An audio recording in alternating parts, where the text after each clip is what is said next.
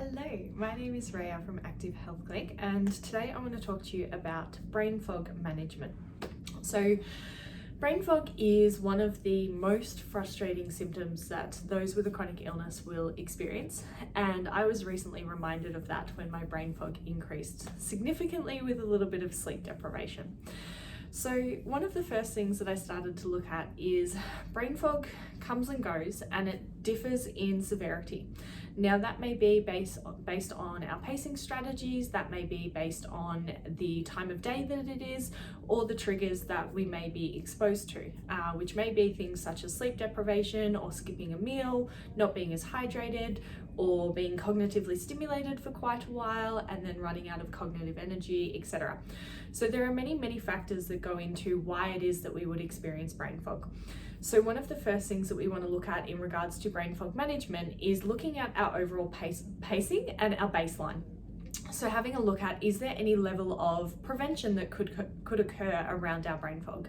Now, it's not preventing brain fog completely, but looking at changing or supporting, minimizing the severity of the brain fog first and foremost.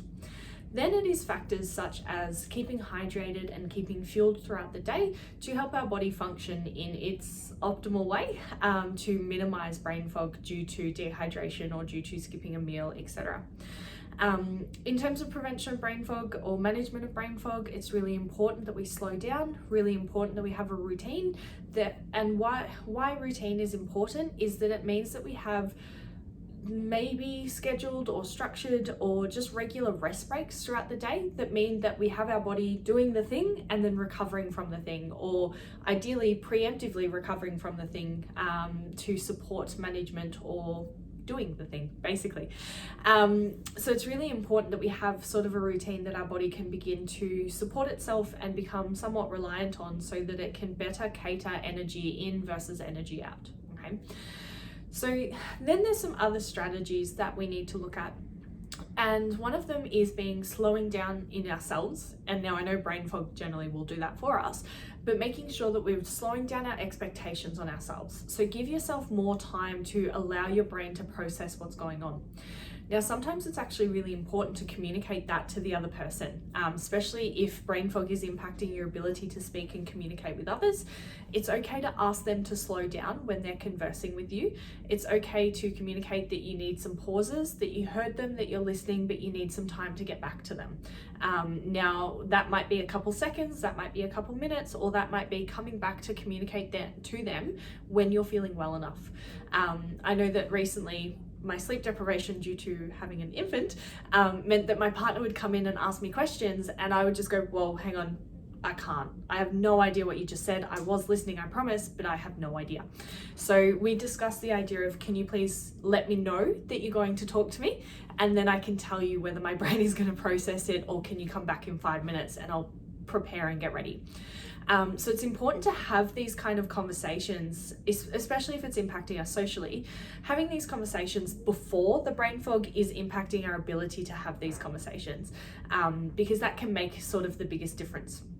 So sometimes it can also be preparing for this. So again, making sure that we have time and space to focus on our needs around this, to, navigate it in our own way. Now, brain fog impacts people differently. So sometimes that's word finding ability, sometimes that's brain to texting, so finding the words, and other times it all functions fine, but it's just slower, the processing is a little bit more delayed. So it's important to know in what way brain fog impacts you, and that'll look at what sort of supportive strategies you can put in place around it. Now, the most important thing is to have these thoughts, have these ideas, have these conversations when you don't have brain fog, because you're able to use your brain to process what it is that you may need in the time that you need it, knowing that in the time that you need it, you may not be able to process what it is that you need. Now, if you have brain fog at the moment, that wouldn't have made sense. Well, it might have, but I'll let you catch up. So what I mean by that is make sure that you're setting up strategies and levels of awareness to how best to support yourself ahead of time rather than in the moment, because then things are going to go smoother rather than relying on a brain fog brain. Okay.